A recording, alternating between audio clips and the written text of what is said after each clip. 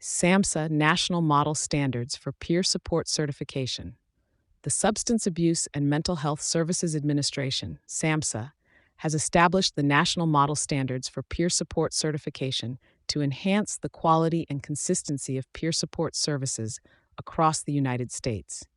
These standards serve as guiding principles to address the unique strengths and challenges of the peer workforce, promoting equity and diversity in the field. Developed collaboratively with subject matter experts, this framework aims to meet the evolving mental health and substance use recovery needs in various communities. Introduction to National Model Standards. The SAMHSA National Model Standards for Peer Support Certification represent a significant step towards establishing consistent and high-quality peer support services. Recognizing the value that individuals with lived experiences bring to the recovery process, these standards aim to create a robust peer workforce that is aligned with state policies and practices. The standards not only promote easy accessibility for those seeking certification, but also ensure a high level of competency and ethical practice in peer support roles. Authenticity and lived experience. Central to the peer support model is the concept of lived experience, which includes firsthand knowledge of mental health and substance use challenges faced by individuals, as well as those of their families. This personal perspective not only informs the practice of peer support, but also solidifies its authenticity and credibility. Individuals with lived experience should be actively involved in shaping and developing the certification standards. Their direct input ensures that the standards remain relevant and inclusive of diverse recovery journeys.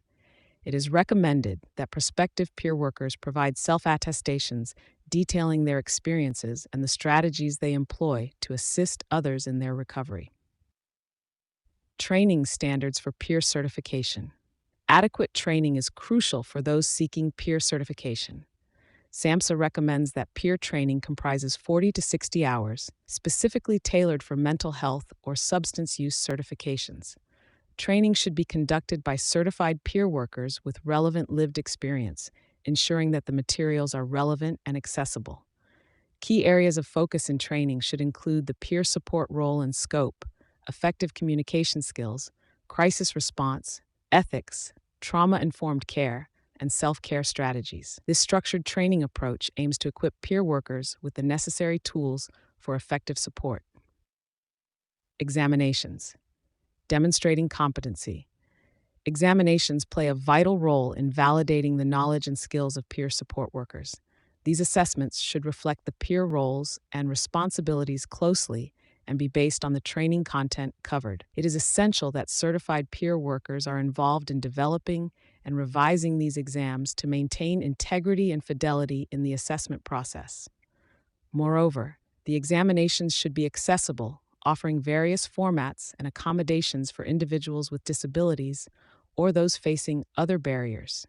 This ensures that all candidates can demonstrate their competencies equitably. SHAB, Education and Supervised Work Experience. SAMHSA encourages that certification should not hinge on formal educational achievements. Instead, candidates should showcase their language and literacy skills relevant to the population they serve. If a supervised work experience is mandated, it should not exceed 120 hours, allowing for diversity in the settings where this experience can be gained. Providing a list of vetted organizations that offer accessible opportunities can help reduce barriers for those aspiring to be certified peer support workers. Background checks. Balancing access and safety. Background checks are often a contentious issue in certification processes. SAMHSA advocates that hiring organizations, rather than certification bodies, should be responsible for conducting background checks. If states insist on performing checks, only significant offenses that pose risks to service recipients should be considered. This approach encourages a balanced view that respects the safety of recipients while also minimizing barriers for qualified individuals with lived experience, helping to create a more inclusive peer workforce. Recovery pathways and access for all. Recognition of diverse recovery pathways is critical in developing certification standards. The framework should appreciate various recovery methods, including harm reduction, devoid of mandates requiring specific recovery routes like abstinence. Access to peer support services must include various accommodations, such as translation services, digital formats, and outreach to underrepresented communities to ensure that all populations receive equitable support. Ethical standards in peer support. A code of ethics that reflects the unique nature of peer support is essential. Such a code should be crafted by certified peer workers and be non-clinical in its focus. All certified peers are required to review and adhere to ethical standards that encompass confidentiality, boundaries, reporting, and conflicts of interest. Transparent reporting processes for ethical violations should be implemented, facilitating accountability and fostering trust within the peers community. Continued education on ethical practices remains essential for all individuals engaged in peer support work. Certification costs and fees. Financial barriers can deter potential candidates from entering the peer workforce. SAMHSA suggests that state entities should aim to subsidize certification costs through public or private funding. Scholarships should also be made available for those unable to afford certification fees. Transparency regarding any costs involved will help prospective peers make informed decisions about pursuing certification. Peer supervision standards. Quality peer supervision is crucial to maintaining the effectiveness of the peer support model. Supervisors should possess direct peer experience and in-depth knowledge of the peer role. Training requirements for supervisors should include core competencies relating to ethics, resilience, and supervision principles. Partnerships with organizations that can provide career pathways for peer supervisors are necessary to develop a sustainable and well-trained supervisory workforce. Conclusion. The SAMHSA National Model Standards for Peer Support Certification represent a comprehensive framework designed to enhance the quality, accessibility, and effectiveness of peer support services.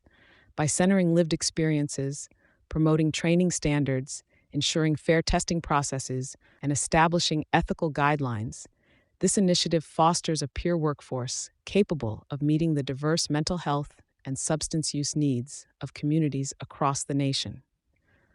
Ongoing collaboration and adherence to these standards will be essential for the continual evolution of peer support, ensuring its effectiveness in the future. SAMHSA National Model Standards for Peer Support